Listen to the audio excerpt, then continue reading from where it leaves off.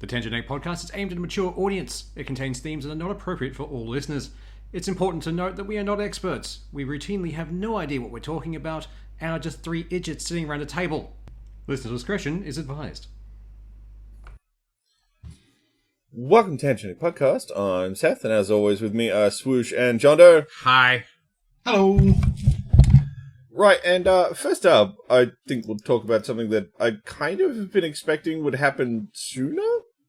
EB is closing all of its stores in New Zealand. Yeah, no, I'm not surprised by this. No, not even a little bit. I'm pretty sure they've been slowly limping along ever since Steam first came out. It was like, no, people still want physical media. Like, no. And now with Pop Vinyl is basically closing down, what else are they going to sell? Yeah, let's face it, like, as much as... Look, I'm just going to say it right here. Go buy your stuff off GOG. It's the closest thing to digital ownership. I did the Bart line. Say the line, Bart. Shut up. But people have kind of accepted and enjoyed the convenience of, oh, I want that thing and get it. Not, oh, and now I need to go find an EB, see if they've got it. If they don't, order it in, get my thing in a week, play my game. Yeah. They like being able to be like, I want that thing, get it now. Which makes sense. And at least on the PC end of things, thanks to Steam, a lot of us have gotten pretty okay with digital purchasing. Not to talk about the, more recent years uproars when people suddenly realized, what, it's a license? Yeah.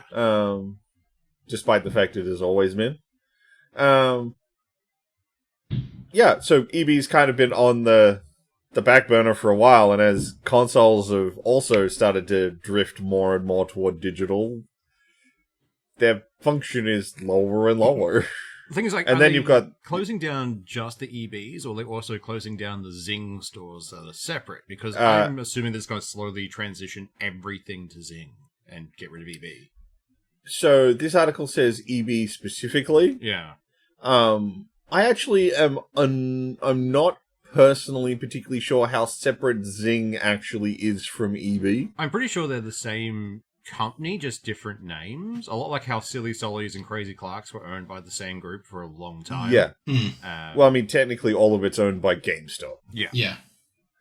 But I would, if I was hedging my bets, I would say both stores would be gone. Because, let's face it, walking into an EB these days, there is a tiny section at the back of games, and the rest of it's basically just a Zing. Pretty much. Like, I feel like they probably started the Zing brand to do pop culture stuff, and now that games aren't selling, they just mushed the two together. And, yeah. I would expect both to have been closed. But this article specifically calls out EB specifically. Yeah. But, I'm surprised that hadn't happened sooner, to be honest. Especially in a place like New Zealand, where it's not as population dense as some of the places in Australia and the US and all that kind of place. Well, I mean, according to... assuming this article is correct, they only had 38 stores in New Zealand. Oh, wow. That's not a lot. Yeah, which explains why they're like, screw it, we're done. But now where will all the neckbeards go to fail at flirting? I don't know, JB Hi-Fi? Yeah, no, that's gonna be painful. Even JB's starting to step into the realms of fucking Zing with all their board games and fucking toys and shit in that one section in the middle now. Like, I'm pretty certain they already carry like D&D books and fucking other things. So absolutely, really, nothing will be lost. Nothing of value is lost. It was actually one of the things that was called out in this article about it, is that one of the big market things that were killing EB was JB Hi-Fi and Harvey Norman, all these other companies that, well, they sell games too. Yeah. But they don't need games to survive. They have other shit. Variety stuff. Or they actually sell you everything. You can walk into a JB Hi-Fi, buy a couple of games, walk out with a computer, and you've got everything. You couldn't do that at an EB. No. You could at best walk out with a console if they had them in stock, which they rarely did. Yeah. So the bigger box stores have really pushed EB out of their market segment, and all they had left was, but we got pop culture junk. We got pop Yeah. culture junk, and we'll trade in your games for 10 cents on the dollar at best. But then their pop culture junk is so expensive. Like, Mm. I look at some of their shirts, and I will admit, some of the designs look cool. But that shirt isn't $60 worth. Oh, God. Yeah. No. It's I've it's bought not many worth a shirt. $60. You also can't get one over a large. Yeah, Well, I've sometimes managed you to find can, some but double yeah. XLs, but fuck, they're hard to find because everyone who goes to an EB is roughly starting at a 2XL. Is how we function. Yeah. We nerds are drought and famine resistant. It's how this works. You're either you're either an average height fat guy, or you're some dude who's like 6 feet tall and made of limbs. Yeah. Yeah. There's no in between. Yeah, so I get the feeling it's gonna come. Like, they've already started shuttering some stores in Australia. It's coming for them though. Like, EB's days are numbered. Oh yeah, definitely. Like, gone are the days where a kid would drag their parents kicking and screaming into an EB to try and get a game or something, and the draw for EB was, we have the game you want, and also we've got this pop culture stuff in the corner. Yeah. And that just kept growing like a fucking cancer, and to the point we had no physical games left, and it's just... I think there's one EB that we know of in Toowong that is mostly games. Like, at least the walls... Not the one in Toowong. Basically, at least like one wall is still games, as opposed to the rest who are like, it's a tiny corner, but still, it's not huge. It's losing its ground to the Zing crap too. Oh yeah, definitely. This is what makes me think they've just folded Zing into EB now. Yeah. Because I can't remember the last time I saw a Zing outside of the one at the Indooroopilly Shopping Centre. Yeah, there's one in each of the Westfields, and that's about it, I think. But the only one I know of is at Indooroopilly, because there's not one at Carindale. I know there's one at Chermside, I think. But it's been a long time since I've been to Chermside. They might not be there anymore. Or they have a very Zing-esque shop, because I know there's a very Zing-like one near the food court. Oh, yeah, there's a Game Traders. I think it might be a Game Traders, yeah. Yeah. But that's not EB. No. I was But going I to say, always Game figured that Traders still eventually exists. Yeah, no, there's a couple left. I always assumed that Zing was going to be their fallback. Like, when they first opened them, I assumed, like, all right, cool. When EB finally goes belly up because digital marketing and digital, games, we'll fold everything into Zing, shut down EB Games, defunct that, do what we need to, and then we still have premises and things. But yeah, no, it just sounds like they're dumping the game stores, trying to make the line go up a little bit before everything goes to shit. And I mean, GameStop's been doing it hard outside of that fucking to the moon fucking moment where everyone decided to do meme stocks on them. Like, GameStop has just been hemorrhaging money. Oh, yeah. And it shows. And they've been shutting down their stores. They're shutting down EB. Yeah, I mean, if their pop culture stuff had been relatively well priced, they might have survived. But no, it's everything. You can find that shit in Coles or Woolies, like not Coles or Woolies, sorry, Kmart or Target. Same place, cheaper. Like JB Hi-Fi has all the same stuff, and all they need to do is make it $10 lower than anything from EB, and they win. Yeah. And given that EB's like $80 for that jumper, it's not that hard to shave $10 off. Yeah. God, they got fucking greedy with their clothing, didn't they? Jesus. Oh, yeah. It seems like they made the assumption that if we have cool enough designs, they will buy them. Yeah. No, you just made a cool enough design that I'll Google it and get it for a price I'm willing to pay. Yeah, I'll find it online. I'm just here to window shop and then buy it later. But like places like my hometown, there's an EB Games, the Big W shut down ages ago. The Harvey Norman has nothing. There is the nearest JB Hi-Fi is like a 2.5-3 hour drive away. Yep. Yeah. So it was really the only place you could go to get games. There wasn't a comic book shop in my hometown. There was no board game shop. EB was the place to go, and that's where all the nerds hung out and talked about games and did shit. Now, it's probably still the case in a lot of little places. So it's sort of going to suck if that does spread to here, or even for small towns in New Zealand. That's it might probably the just only little be- hub they may have. Yeah, depending on, I don't know how much the article goes into it, but it might be that franchisees are still out there, because I think they did do some franchisee stuff a while back, where there are Couldn't tell ya. EB games or something that are not, they're owned by actual, it's like how IGA did shit. It's like, yes, you are under IGA, but you run your store. Or hopefully we might start seeing more independent game shops opening in those kinds of small places to fill that void, because No. it No way. depends. We saw it in Mackay, and it was only after I left, unfortunately. But yeah, it's Look, unfortunately to get a game store to run these days, you can't just offer games. There's not enough No, money in it. it needs to be a Particularly lot because more. the PC crowd doesn't exist anymore Yeah. for physical media.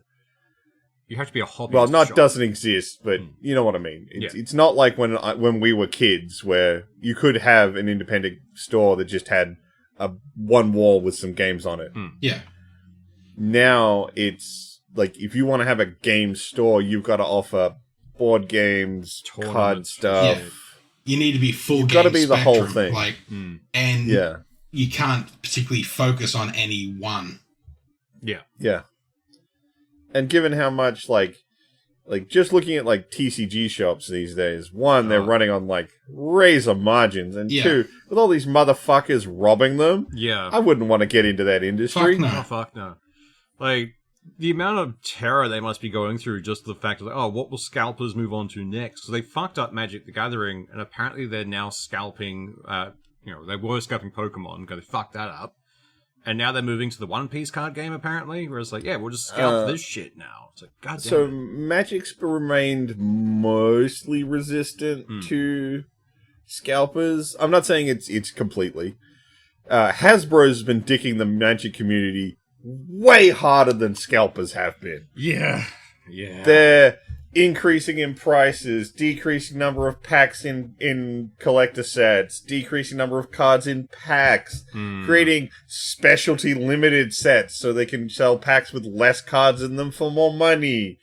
Yeah, Jesus. Hasbro's been absolutely reaming the Magic community. Scalpers are there, don't get me wrong, there's going to be scalpers anywhere that can make money, but Hasbro's been fucking Magic way harder. Scalpers have been wrecking the fucking Pokemon TCG. Oh, they have and been yeah, you're right. destroying that. Fuck. Now that that's started to get harder for them to make money in, you're right. They've gone, this One Piece game seems to be somewhat popular. I just find it weird, the amount of people who break into these shops to steal these packs. It's just like, what the fuck? It's getting to a point where they have to lock them out the back like tobacconists. It's like, oh, you want to see the thing? I will bring it out to you. Oh, don't touch it. This is... God They damn. almost need to have like their own safe vending machine. Like, it's a 2-inch thick of steel and the cards are in it, and they press a button and a single pack comes out. Well, they did that in Walmart. They have those in the States. Yeah, Yeah. and people And- just sit there in and front of them and just they go, camp 'em. Yeah, they camp. Yeah. 'em. So you it was meant to be, oh, you get one and you have to move on, but they never fucking enforce it, because who's going to go up to this guy who is just getting angry with everyone, screeching with a fucking trolley full of these things? Like, yeah, no. It's the bigger problem, in my opinion, is that you've got one of these vending machines in the store. You've stocked it with cards, and you're like, cool, like, it's one pack per person, and you walk away. Some motherfucker goes up and buys every pack. Yeah. Well, what do you see? Well, all the card packs sold, and I got my money. Pretty Yeah. much. There's no There's incentive. no for them to incentive. Yeah. I will say, like, around here in Adelaide, there's, on my walk home from work alone, off the top of my head, I can think of 8 Pokemon vending machine things. And they're just out on the open street. You can walk up to them 24/7, and they are always packed. Yeah, but do they have the current packs, though, is the question. 'Cause Well, that's I know what they're they've always got. after. I know they've got the Pokemon, One Piece, Final Fantasy, Magic the Gathering. There's like a whole stack of cards, but like, I know every Tuesday on my way to work, I see the bloke there with just boxes, just stacking, and every week he's got to refill the flogging thing, so they get nailed. Yep. Oh, yeah. Absolutely. 100%. It's just, all that for chase cards and to scam there was- people online. I remember seeing a thing about 2 guys who went into a game store that was having a tournament with guns to hold that up for Pokemon cards. Jesus. The fuck? It's just, what the fuck is happening with scalpers? Can you imagine, like, getting caught and going to jail and you're sitting in a cell with hardened criminals? Like, what'd you do? Murder. What did you do? I stole Pokemon cards. I stole a Gen 1 Charizard. Oh, shit, back off, guys. He needs to be put in a cell with a bloke who didn't rewind VHS tapes. Oh, God. I hate how scalping is just ruining that entire thing. I used to love, It's like, trading card ruining games. all fucking fandoms. Like, anything that anyone's into, there is a scalper for it, and they are literally the scum of the fucking fandom. Oh, absolutely. Like, there's very few fandoms, if any, that they don't kind of infiltrate and start doing shit. And scalpers are around for, every industry. Oh, you like music? I will sell you this ticket. Twats. Like, Though anyone that can fuck over Tick Attack, good luck to them. Oh, God, Ticket Tech. That's just the scalpers got the keys. That's all that happened there. Like, holy shit. They are terrifying. I do like a little trend I've seen on reels and shit of people going up to those scalpers and just taking stuff out of their trolleys. Yes, no, I have seen that. That is very fun.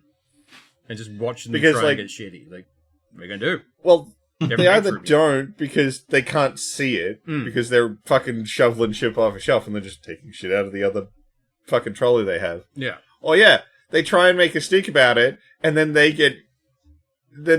that's the only time, because now it's a thing between customers that the security will step in and be like, nah, fuck you both, you get out. Yeah. And they don't get anything. Pretty much. It's just like, this is worth it. You either get the packs you were looking for, or you got a scalper kicked out of Walmart. The weird thing is, like, for a long time, it ruined the TCG, reputation because scalpers were fighting with each other over shit. And it's like, the entire fan base is like this. Like, no, most people who play card games just want the cards so they can play. No one is, like, that fanatical about this thing. It's, these guys want to try and make bank by, opening packs live after, opening and taking the rare ones and resealing them. But, it's nothing you can really do apart from, if they accidentally fall down a flight of stairs. Yeah. Good. So, next up on our list of things, and I threw this in here simply because I don't really think he understands what'll happen. So, Trump would really like to put one of his Trump towers in Surfers Paradise. Now, Surfers Paradise, if you don't know, is the real sort of like party area of Queensland. I know a lot of people think it's the Gold Coast. The Gold Coast is tourists. Yeah. Surfers Paradise is where you get fucking trashed. That's where you can walk down the beach and find needles. Like, you wear thongs on that beach. Yeah. So, he wants to put that there. I don't think he understands how much Australians don't like him and how bad that's going to be. Yeah. Yeah. Within if there was ever a seconds, job that site that's team gonna get fucking vandalized, it's gonna be this one. Oh, fuck yeah. And with the second it opens, someone's going to steal the tea from it, just within a day. Oh, absolutely. And then it'll just be the rump Make it tower the from up building. Yeah. Or just like, every time they wire the electricity, all the copper gets stolen. Immediately. I hope it... Like, it's a horrible thing to say, but I kind of hope it gets fucked over enough that they just abandon building halfway through. Yeah. Oh, that would be nice. That, or at the very least, I hope someone tells him, fuck off, you're not opening here. We don't want you or anything associated with you. I mean, it won't, because it'll be a land developer and it'll give them a pile of money and they don't care. Pretty much. But it would be nice, wouldn't it? Oh, yeah. This is the one time where, because I deal with, like, councils every day, you just hope there's one Janet at the council who has a bee in their bonnet going, no, you're not getting any access here, fuck off. And I love those people, because they have stopped a lot of weird shit opening in places. But, yeah, no, I'm assuming it's going to go ahead. He's got enough money now after, shorting and fucking crypto dumping his own followers. And now he wants his $1 billion to be part of his board of peace. Oh, fuck, yeah, that, his, like, Aldi UN, essentially. Yeah. Where you have to pay $1 billion every 3 years No, to him. It's actually closer to a Costco UN, because you have to pay a regular membership to be involved. No, it's not a regular membership. You get free entry for 3 years. Then if you want permanent membership, you have to cough up $1 billion. Yeah. So, like Costco, if someone gives you a gift card, you can walk in without a membership. But if you want to keep coming back, you got to pay. Yes. I've been seeing stuff online for it, and I need to look into the validity of it. Someone was saying it's listed as Donald Trump as the person running it, not the president of the United States. Well, he's the inaugural head, the Donald Trump. It's not listed as American President Donald Trump. And that apparently he'll choose a successor, which is probably just going to be his own kid. Oh no, you want to hear about a thing that's shady as fuck? Okay, I may misquote parts of this because I read this earlier. So, they've already started extracting some of the oil from Venezuela. Jesus. Now, they've got a bunch of money from that, and apparently it's gonna be used to make whole the fucking oil companies that got dicked over by Venezuela going, fuck you. Instead of bringing that into the American coffers, it's in an account in Qatar. Yep. Yeah. Yeah, I saw that. And the idea theoretically is after they've sorted everything out, they'll take the money out and do what they need to with it so that they can't be sued for it. So they're just waiting until Trump's out of office so he can go and try and claim it that way. Yes. Yeah. Well, that would be my supposition. Yeah. The weird thing it's is a private savings. Like, no, I can't touch it. Oh, God. Like, that entire thing is fucked. It is so dumb. And, like, the weird thing is, like, the oil companies didn't even want the oil there half the time. It's heavy oil. It's like the stuff they don't want because it's too fucking expensive to get out. And, Venezuela's kept stealing their shit. So I don't think it's that it's too hard to extract. It's that it's, like, there's a lot of to get the 10 things you get out of raw petroleum. The quality isn't there for them to be able to extract what they need to easily. There's a lot more processing they need to do. And they're like, it's too much work. Yeah. We don't want this. This is why we didn't push in there already. Like, it's one of those things, like, if oil companies wanted the oil, Maduro was very open to bribes. They would be in there. Well, they were in there, and then they nationalized the oil. So they didn't want all these private companies doing it. Like, if you did it, you had to give a kickback to the government. Yeah. Because it was a national resource. And that's what the oil companies didn't like. Because now, then, instead of getting 100% of their profits, they're only getting 80% of their profits. The line wasn't going up, guys. They had to pull out. Yeah. Oh, man. So, the UK finally decided to go back on its whole digital ID thing for now. They held on to that for so fucking long, despite the public outrage of everything. Like, not a single person was in on it, apart from the politicians going, yeah, it's a great idea, guys. It's like, no. That's why you don't surround yourself in yes men, you fuckwit. Yeah. Yeah. Oh. I think, given the fact that, normal people could pick 1 billion holes in their fucking plan, it's like, did you really think about this? No. Meanwhile, we're running full steam ahead with ours, but, that's a different story. I mean, if you want to talk about it, we can do that now, which is all the hate crime stuff that's... Look, I understand part of where this is coming from. Yeah. But I always get really... heckles go up when a government body uses a national tragedy to try and push a lot of stuff. Yeah. Especially when it doesn't feel as directly related. So, we had that big shooting in Bondi. And they were like, we're going to do some more gun reforms. Because, according to them, the big reason it was so bad is because the guys had 6 guns. Yeah. Okay. You want to lower the amount of personal guns someone can own.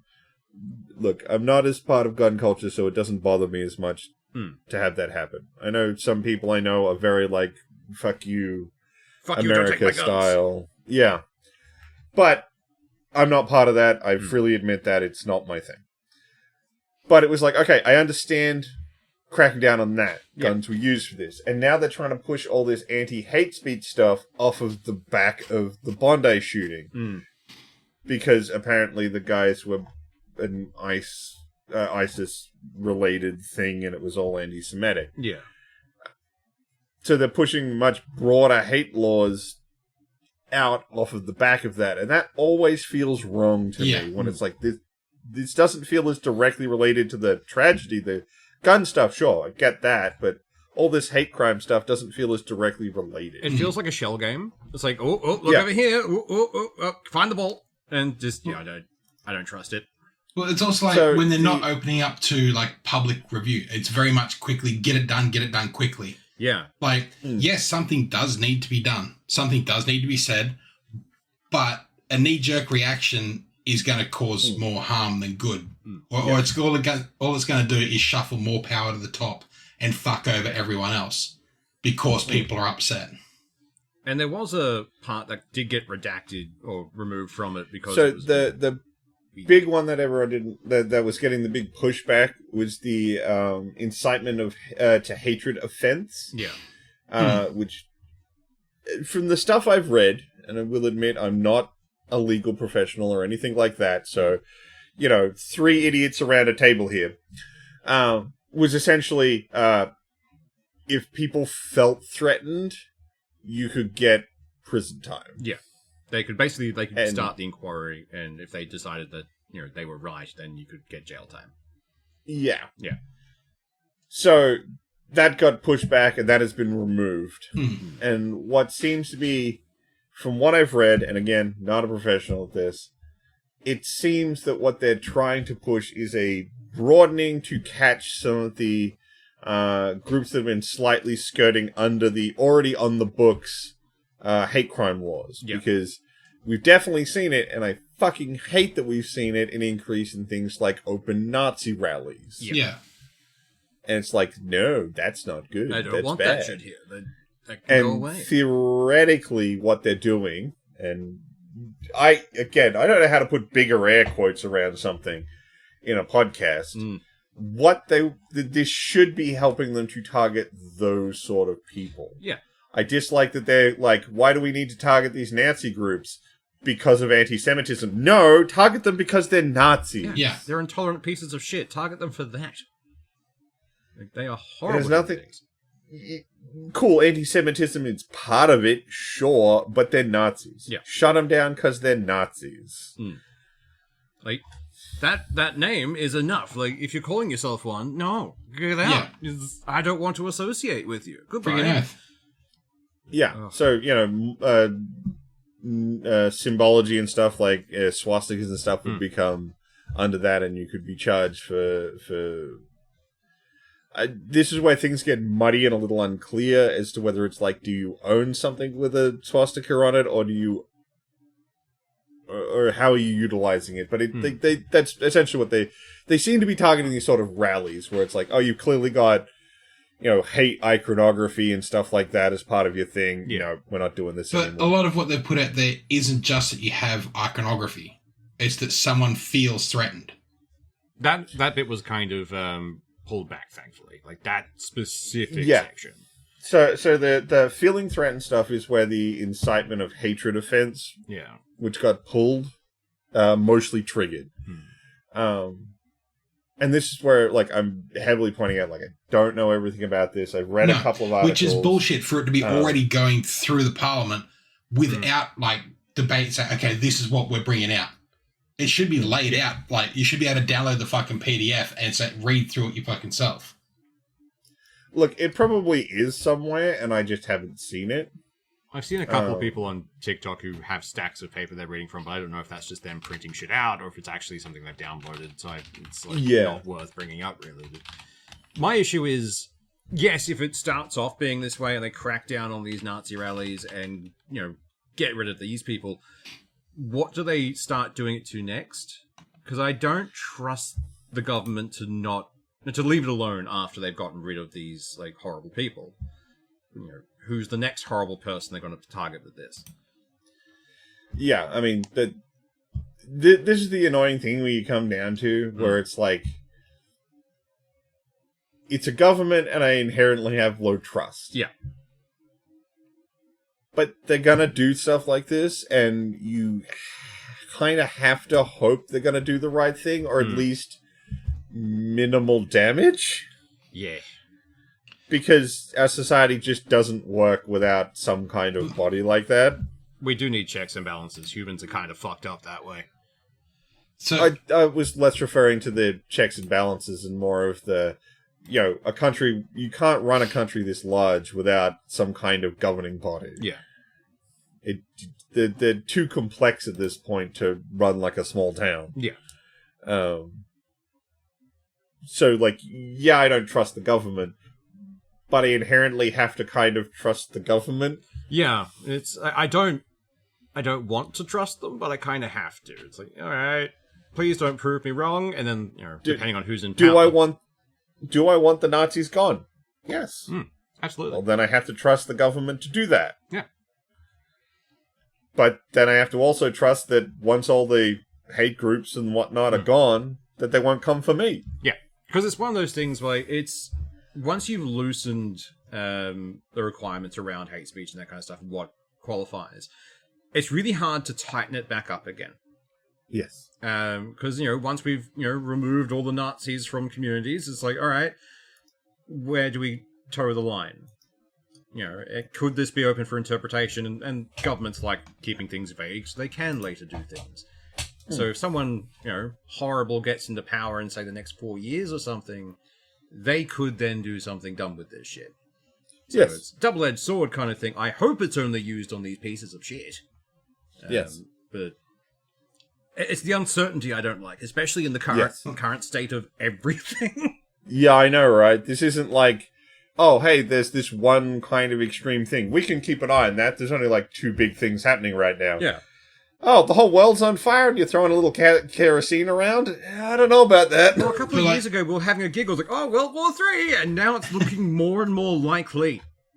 The only good thing is I'm too old to get into things. Say the next government comes in and people crack the shits with them and there's marching in the streets. Are they now committing a hate crime because the government feels threatened? Yeah. Well, theoretically they wouldn't get protection because it wouldn't qualify. Because the expansion is still piggybacking off of the already on the books hate crime laws. Yeah. Where the government isn't covered by that. But all it takes is one of them to go, I'm Jewish, and it's anti-Semitism. Yes. Or I feel threatened as an individual because I've been named. Yeah. There's a lot of things that could go wrong with it, and I hope it's used responsibly. Yes. Do I think it will be? No. Yeah, I don't have the belief that it's going to at this point. If anyone wants to read through the entire bill as it is, it's available on the Parliament of Australia website and the what is it here? The Attorney General's Department has a version but it's before the amendments. Yeah. I've watched too much true crime to have any faith in humanity being inherently good. But as I say, regardless, it's passed both houses as of the 20th of January. Yeah. So it's already law now. It's in. Which was really weird because everyone was jumping up and just saying, oh, yes, we did a thing. We have one. It's like, no, we haven't. They just got rid of one part and pushed the rest through. Yeah. So it always reminds me of, Animaniacs when we were kids. The jokes that would get through the censors. And the way they used to do it was they put a really foul joke in, which would draw the censor's attention, at which point it's like, you can't have that. Like, okay, we'll get rid of that one. And the other, still kind of dirty and adult jokes would get through because they weren't as bad as the worst one. And that happens a lot in governments around the world. It's just, we're going to attach this thing to this bill to, see what happens. Oh, we don't like that, take that off. Like, okay. And then people don't look as closely at the rest of the information in the bill, and it passes through, and, then you've got some weird shit there. I'm just cynical as fuck. It's my entire role here. Oh, yeah. I think to be more the sad people person. should be fucking cynical of the government. Yeah, no, you should always, if it's something to do with the government, I'm not saying, you need to out and out, fuck the government, although, it's getting fuck close the to government. certain places. But you should always take your government with a heaping pile of salt. At the very least, don't say fuck the government, say fuck corporations, because they're the ones who are paying the governments half the time. We're always paying them under the table. No, fuck them both. Yes. Yeah. Sideways with a rusty rake. Right, do we want to talk about something good? Please. We've got more shitty stuff to talk about, but something good to sort of cleanse the palate a little. Wait, there are good things happening? Why did no one tell me? recently it was announced that, so a lot of people wondering, they're doing a God of War live action series. Well, who the fuck's gonna play Kratos? Because while Christopher Judd is a fantastic voice for Kratos, and as much as I love him from his days as Tilk, man's old. Yeah. I'm not entirely sure he would be up for the physicality of potentially doing a live action Kratos. Also, the inherent problem of he's a black guy playing, and it's a white character, so it would be a bit of a weird. They could Darth Vader it, just put a big mask on Kratos and just have him voiced over like James Earl Jones. Well, like, the thing I was gonna say was like, it seems kind of like they're doing sort of, it would be kind of like doing a whiteface. Yeah. But it's like, no, it wouldn't. Blackface has a massive history of racism attached to it. Yeah. But yeah, you'd have to, like, oh, it's the Ashes, to justify it. But what they've done is they've cast Ryan Hurst, who is a big Viking-looking motherfucker, and played the voice of Thor in the Ragnarok? God of War Ragnarok game. To which he did an excellent job. So now you've got a guy who not only knows the franchise, played one of the characters in it, now stepping up to play the main character in the live action. And he already looks a lot like Kratos without movie magic makeup on. He's also got the voice for it, because someone put up the clips of him as Thor. And he's meant to be the kind of juxtaposition of Kratos, which is, the gruffly, I am the warrior one. Yeah. And he played it well. They have that same kind of cadence to them. It's like, all right, I can see this. This is going to be good. And I really hope it does go well. Yeah. I mean, this doesn't say anything for necessarily what the quality of this show will end up being. Yeah. But that's some definite solid casting. Oh, fuck yeah. Like, they actually, if they're putting that much effort into the casting for it, makes me think at very least they care enough to find someone who's going to fit the role. Yeah. Not just another... That's certainly... Yeah, not just throwing another...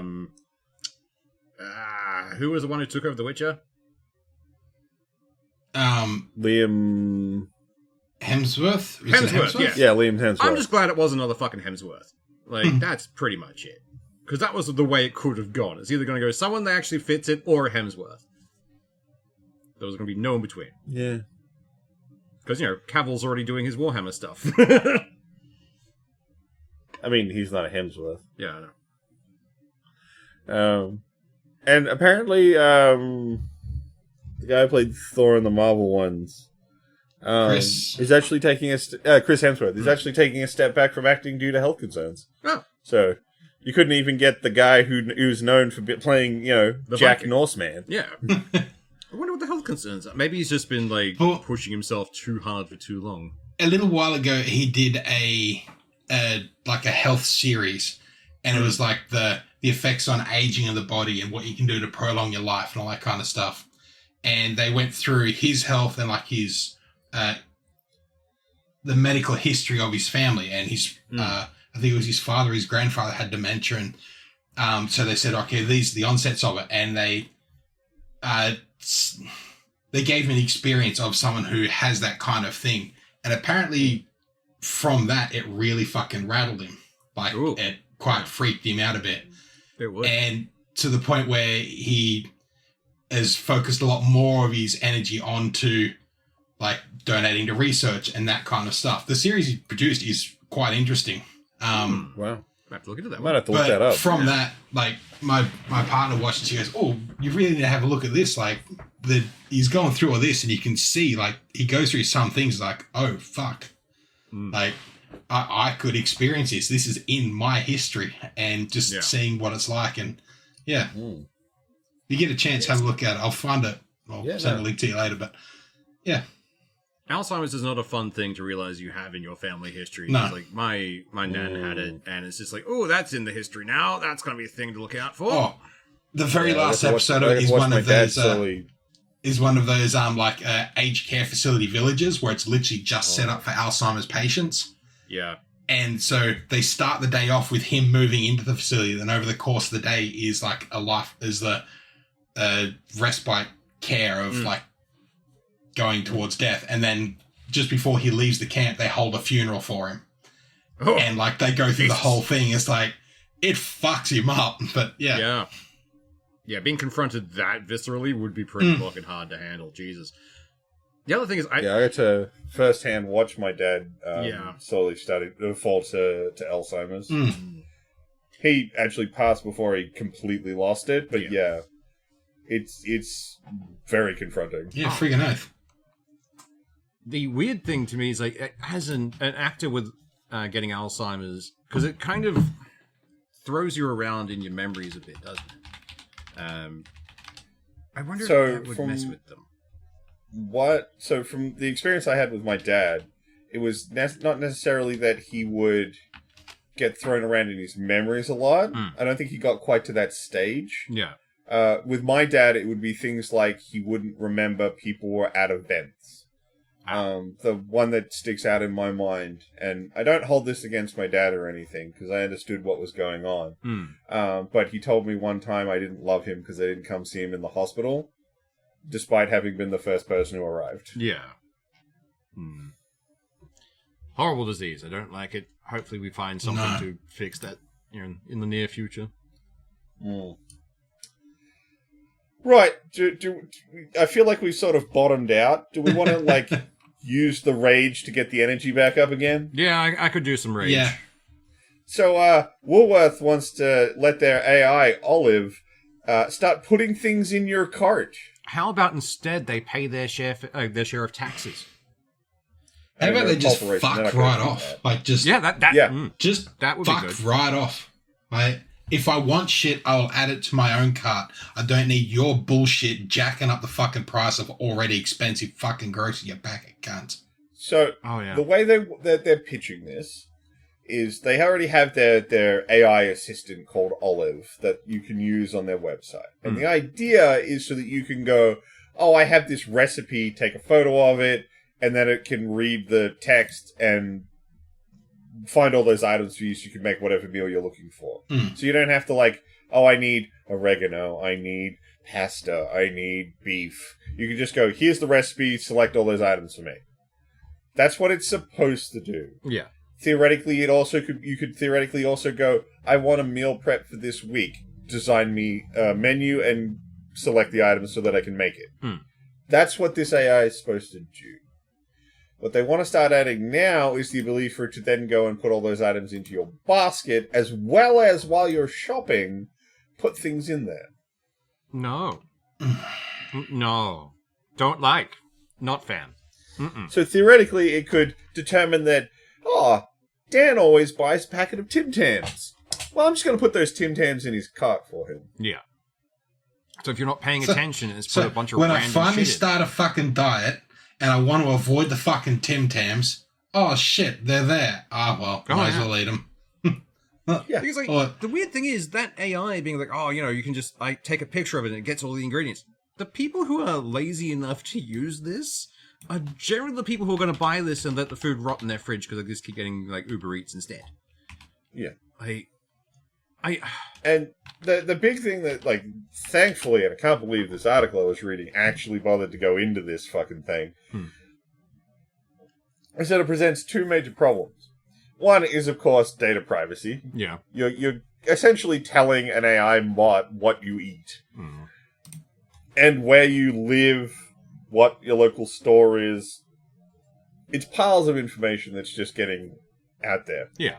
And as more and more data gets scraped online and data breaches are happening all the fucking time, one more point is not good. And the other one is, trying to think of a good example for this. Say there's two different brands of stuff and you like one, but Woolworths likes the other one. Yeah. AI's going to select the one Woolies likes, ain't it? It's also probably going to go with the one that makes them the most money in some way. It's like, we make a better markup of this. According to Woolies, it's going to go for the cheaper option. But the cheaper option just gets to be whatever Woolies says it is. Yeah. So. Yeah. If there could be they could legitimately be giving you the cheaper option, but if that cheaper option's of lower quality compared to the one you normally buy, Or it's their own brand of like shit, so all the money goes directly straight through them anyway. Yeah. But I'm just saying, like, you could have a situation where legitimately they are giving you the cheapest price, but the product isn't the one you like or think is good. Like, you can get cheaper peanut butter, but I like bigger. Yeah. I know there are cheaper brands, but I like bigger. So I would want bigger, but theoretically this AI bot would go, no, this is the cheapest peanut butter, go get that one. Yeah. And they can craft shopping habits by just subtly doing this sort of what they call nudging. Until you just buy what they tell you to buy. I don't like that terminology being used for that. No. Yeah, I know. The minute I say... See, when I say all these, like, fancy ideas, and then they go, yeah, but then what they're going to do is they're just going to nudge you. It sounds suddenly so feels a lot more sinister, doesn't it? It really does. It feels like an invasion of privacy just from the fucking, wording This is the actual word they use for it. It's called nudging. I don't think people who run Coles and Woolies have ever actually been to a Coles and Woolies. Like, they haven't set foot in one, unless it's for a photo op. Then they'll do it. But they don't buy their own groceries. What are you talking about? We have people for that. That's what the peons do. Every so often will go out of my way to go to specific IGAs around Brisbane. Like, Chris's IGA out near Carindale. Fucking mint. Love that place. Like, I'm trying to avoid Coles and Woolies as most as I can. Yeah. And oddly enough, like, I know... Look, I'll freely admit, it is more expensive to shop at an IGA. Yeah. But not by as much as I think a lot of people think it is. No. It used to be a lot more expensive, but then Coles and Woolies upped all their prices, and basically it's the same now. Like, and at this point, I'm willing to pay a little bit more for an independent grocer than supplying the multi-billion-dollar company that is Coles and Woolies. Or Coles. Well, if I go to a Coles, I can't actually get the razor blades I like. Yeah. Which is weird because it's just a shitty big 3-blade razor which I use on my head. Because when I get like the Coles wants to sell me these like 5-blade Gillette shit. Yeah. But it's not designed for your hair on your head, and the blades just clog because there's not enough space between them for the hair to go through. Yeah. So I buy these lower end Bic razors that only have 3 blades on them because there's enough space. Can't buy them at a Coles. Nope. Despite the fact that they sell other Bic products, they won't sell those. Yeah. But I can buy them at an IGA. Oh, God. The state of groceries is terrifying. Yeah, fucking oath. I was going to say that Chris Hemsworth documentary is called Limitless with Chris Hemsworth. It's on Netflix, I think. Okay, and cool. there's also a road trip to remember where he actually goes on a road trip with his father and they discuss his Alzheimer's and the effect it's having on his memory. So interesting to have a look at. Definitely have to have a look at that. Absolutely. So, Jeff Bezos finally recently just said the quiet part loud. He's been doing that for a while, though, hasn't he? He's been saying a couple of different ones, but finally the one on cloud computing, which is essentially, we think owning your own computer, that's old, obsolete stuff. You should be renting them from That's us excessive via the and cloud. not for you. He wants Not for gaming you, to be a Eon. subscription service from, like, every section of it. Yeah. I mean, I don't think Amazon's in-game subscriptions yet. Well, they've tried their own don't fucking know. gaming development and they've fucking killed it several times. Yeah, which is why now they're like, just rent the hardware. Yeah. Or is it just rent space off our data centers? Like, no. Yeah. Just because you have How about taken not? all the RAM doesn't mean I'm going to pay you to use the RAM. They looked at fucking NVIDIA GeForce and going, oh shit, people actually pay to play games? Oh, let's do that. This feels like a pivot because they've already built the AI data centers and now AI is crumbling. So, fuck, what do we do with it? Gamers will use it. We'll give them server space. Like, no, I'm happy to watch you burn. Yeah. I will get the marshmallows and toast to your failure. Seriously, we discussed it last week. You need to get the national kickoff off the ground. Definitely. Well, again, like, I'm pretty sure we're all on the same page of once you hit $1 billion, you get a plaque saying, congratulations, you've won capitalism, fuck off. Be done with it. Yeah. Because once you got $1 billion, you can't get rid of that in your lifetime. Well, unless you really want to spend Not a without bunch of doing an cocaine. awful lot of either really bad or really good. Yeah. Which they all seem to be going for the bad options. Like, fucking, the Renegade option's being overused. We need to see the Paragons. I don't know, at this point it feels like doing the good thing is the renegade option. You're not wrong, actually. Fuck. There was a bloke on a panel I watched the other day, and it's like a panel of billionaires, and he goes there to talk to them and ask them questions. And he asks why there's none of them that are actually trying to do good in the world. Why is it all take? And I saw that, yeah. Because there's a guy with gold and diamond studded glasses. Yeah, and he goes Bono, like he made money and he wanted to try and help people. You look a little like Bono. Why aren't you helping people? Why is it all about taking? And he's like, well, and then he just keeps rolling into it. It's really interesting. You made a good point, though. Like, the fact is, like, all right, if you lost half your wealth tomorrow, your quality of life doesn't change. Yeah. But everyone else's goes up. It's like, yeah, like, he has some good questions, and I'm glad someone was asking these fucking douchebags. Yeah. But, you know, I saw bits of that. I haven't watched the entire talk. I need to find that one. Because I was kind of interested. So, I told the guys beforehand to put this in more because it's just a weird curiosity. Apparently Netflix is bringing back Street Sharks. Yeah. Apparently going for a darker, grittier version. It's like, I don't think you can make, anthropomorphized sharks that dark and gritty without keeping the camp, guys. You can't take this seriously. You could take gargoyles seriously. You can't take street sharks seriously. Oh man, a slightly darker redo of gargoyles? Fuck yeah. I would watch that. We were talking in the preamble trying to figure out what happened to the biker mice from Mars thing, and that's, I'm pretty sure, on permanent hiatus as well.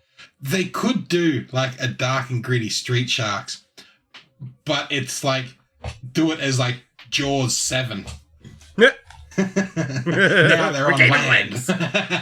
But, like, how dark and gritty can it be when the main catchphrase from that franchise that most people remember is Jawsome? Yeah. From that era, these guys are supposed to be frat bros. Yeah. From that era of cartoons and stuff, like Biker Mice from Mars, I was kind of keen to see what they would do to that. But there are so many better things they could have pulled from instead of just that. Like, hell, I would have watched Dino Riders. A dark and gritty Dino Riders. Fuck yeah, Dino Riders. I was literally about to say, the one I've always wanted is someone to sack up and do Dino Riders. I was kind of hoping the new, like, Jurassic Parks were going to go that direction, because it felt like would have been fucking awesome. All they had to do was strap a couple of fucking cannons to a few dinosaurs, like, war machines, let's go. And I would have watched that. I would have watched that a lot. Oh, 100%. Absolutely. Yeah. But no, it's, because they're just nostalgia baiting. That's all they're trying to get for. It's like, the millennials love their nostalgia. We'll just sell them that. Like, nah.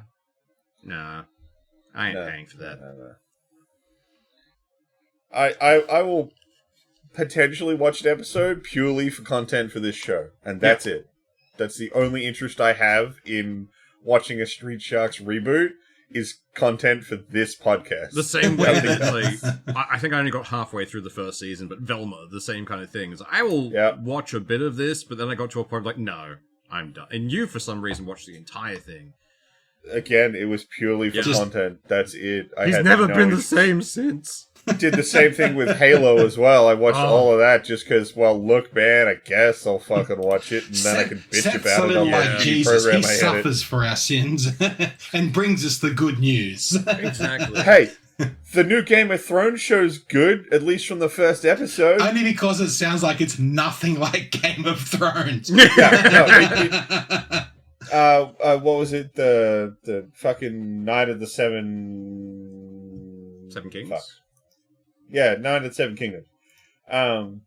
It's decided to go on a slightly more comedic rant. Yeah. Slant, not rant. It's definitely playing it a lot. Like, it's like someone was trying to do a soft parody of Game of Thrones. Yeah. The way I described it to these two guys is the first episode starts with the main character. He's like in the raid burying the knight he was a squire for he's gotten too old and died, and he buries him, and then he picks up his sword and is like, I will go fight in a grand tourney and make something of myself. And the Game of Thrones iconic music starts to swell, and then it hard cuts to him having a diarrhea attack behind a tree. At the moment it thinks it's the coolest, it goes, no! This dude's having a shit behind a tree. Yeah. Good. All this talk about like things that could have been better. Do you remember when they destroyed Transformers again? Just a year ago? What do you mean again? Well, the original ones were the Bay movies, but I remember John Doe almost walking out of the first one. Because we went to see it in the theater at Queen Street, and all I heard was Muddy like, this isn't Transformers. This isn't fucking Transformers. Like, it was terrible. No, I agree. It was bad. But that animated movie... They had such an amazing chance with Transformers 1. They could have been so fucking good. They even numbered it. It was trying for a sequel. But apparently it's not happening, which makes me so fucking sad. Apparently they just don't like money. Yeah. Goddamn. Yeah. So, here's something that I kind of wanted to ask Swoosh about. Oh, no. So, Brennan Sanderson has been shopping around for a studio to take on making a Mistborn game. Apparently this isn't the first time he's done it. Yeah, it was because he just got the rights back from whatever was happening with the movie that imploded. Yeah. And apparently he's being a lot more cautious so that it doesn't just end up on someone's IP wall for a while. Yeah. So, Swoosh, as the resident mad fan of the Mistborn saga, what studio would you like to make that game? I don't know. What style of game would you want it to be? Like, would you go an Assassin's Creed style? Or would you want it to be something first person? Or, like... It depends on which book series it's going to do. Because there's the first series, which is the mythic stuff, which is really early on with the big evil guy who took over and rules over with an iron fist.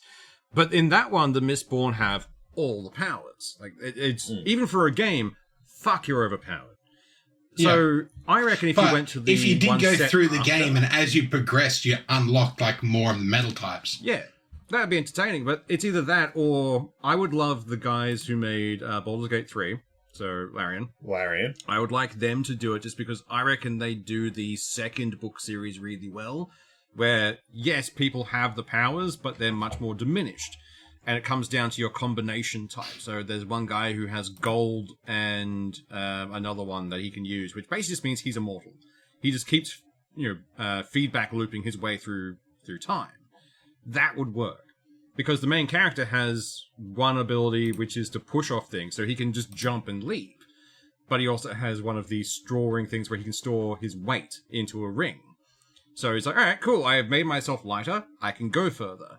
Or he takes all his weight away and shoots the fucking shotgun he keeps with him to launch himself across the room.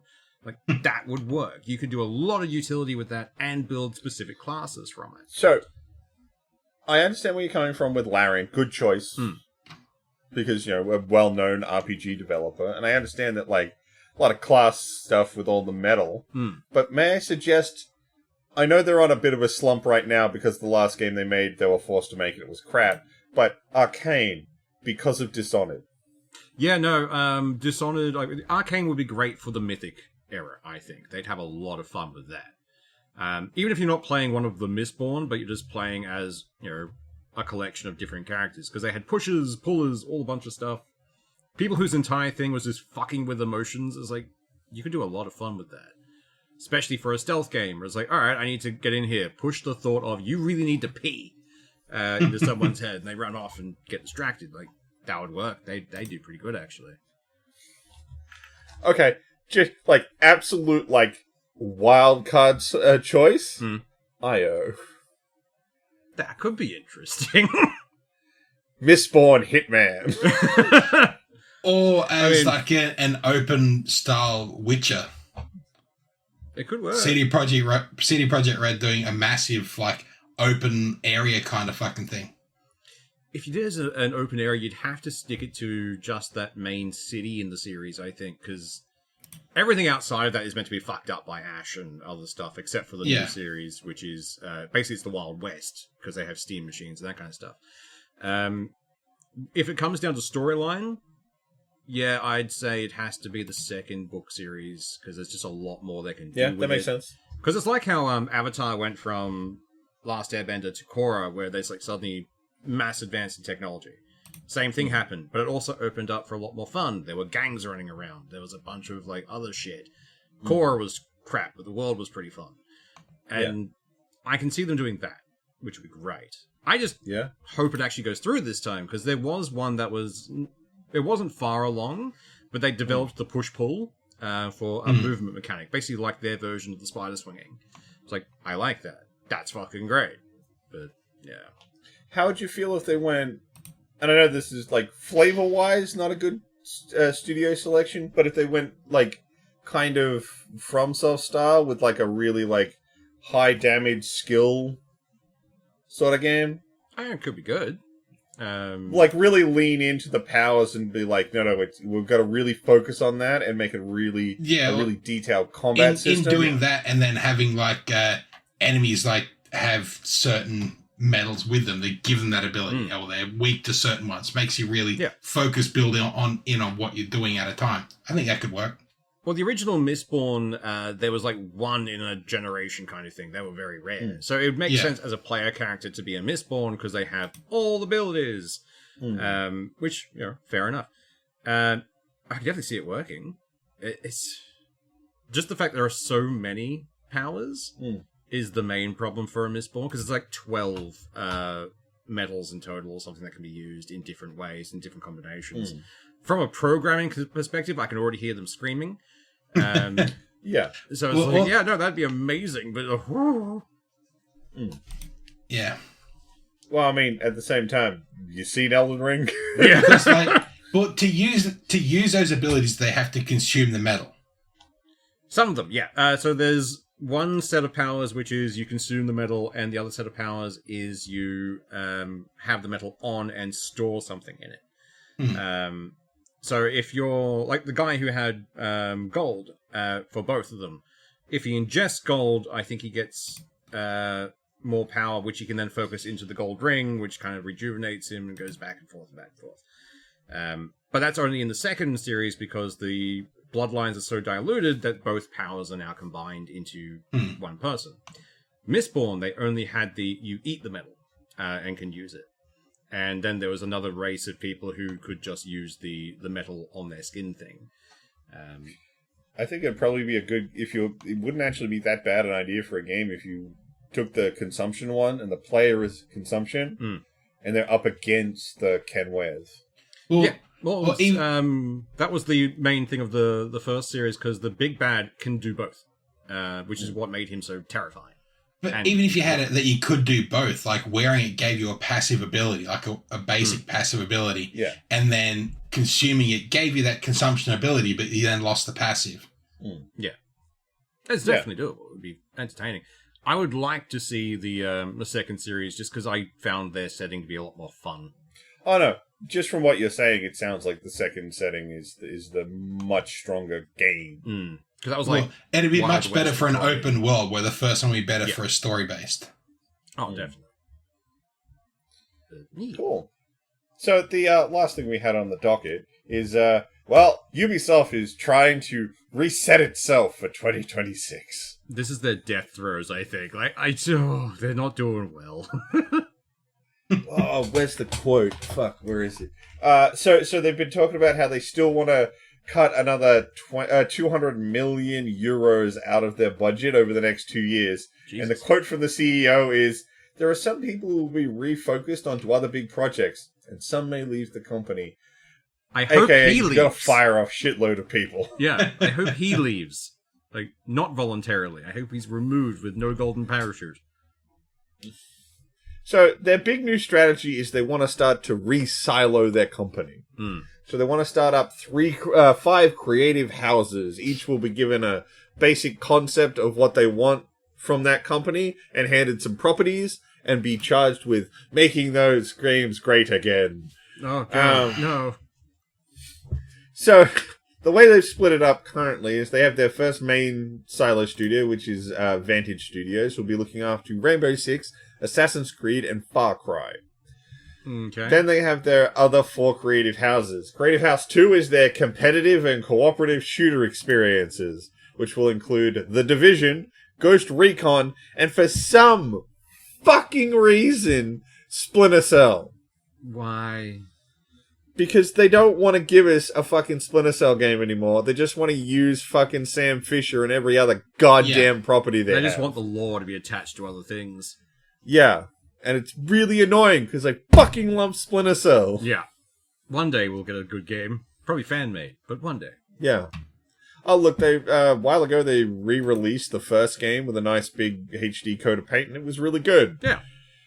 Give me the rest of them then. No. Hell, make Pandora Tomorrow fucking work on PC for once. That'd be It has great. been broken since they released it. Yeah. Ugh. Jeebus.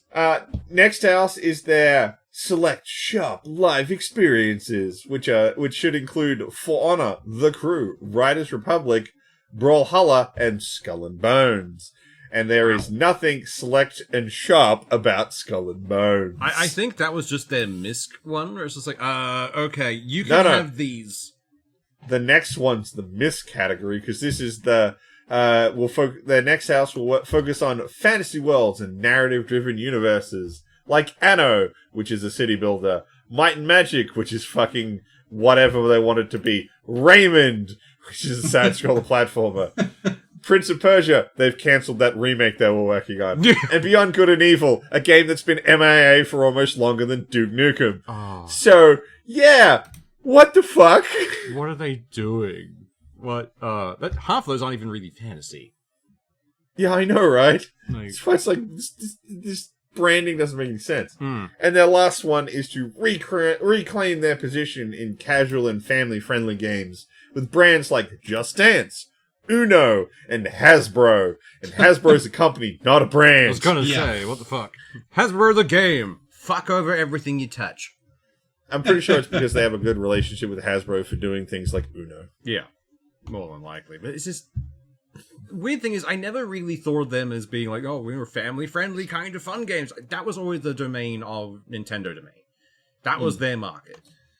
It's Don't Just try and- Dance. Yeah, like, don't try and break into that. You're not gonna win. I think they just want to reignite Just Dance. That's really all they've got. Oh, and lots of streamers play Uno. Yeah. Streamers. You make it sound like we didn't want to do some streaming with this show at some point. Yeah, pretty much. But we know we're shit. Yeah. At least we don't play Uno. Yet. Yeah. And they do apparently have some other properties that they're working on, but given the fact that they've cancelled... What is it? They've canned 6 games, delayed 7, and closed 2 studios. Yeah. I have no faith that those other IPs are going to come to market, and if they No. do, that they're not going to be crap. Hell, yeah. I've been recently trying to... I recently, off of the last big Steam sale, I picked up Star Wars Outlaws. Same. They fucked up the optimization settings in that so bad Mm-hmm. that if I turn on FSSR and I turn on frame gen, the mouse doesn't de-lock from the screen and will not let me move the camera. Yeah. Yep. It stays as a cursor even when the menu's closed. What the fuck? It How do is. you fuck that up? I paid like maybe $30 for it, and I still think I got ripped off. Look, I've had to drop the resolution and turn on SSR and play the game with a controller if I want to have any hope of a decent frame rate. Yeah, no, I just switched to controller for it. I tried with a mouse and keyboard. Like, nope, this is painful. I'm gonna switch. I actually like the mouse and keyboard controls, but I can't turn on frame gen and get a frame rate that's even close to consistent. Yeah. And that's not how I want to play that game if I'm going to play it at all. And I'm not going to lie, the more I've had to fight the game, the less I want to play it. Pretty much. I've taken a bit of a step away from it for a bit to let myself cool down because I'm like, I can't. It's angering me. I'm having. And to that's fight after against so it to many do anything. updates where they've apparently fixed and optimized it to this fucking point. You Yeah. cannot, in the game, there's a way to do it outside of the game, but you cannot, in the game, turn off ray tracing.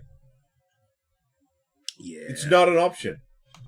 yeah, that's fucking dumb. This technology that not everyone can support, that is known to tank frame rates. Mm. And I can't turn it off. Yeah. It's hard-baked.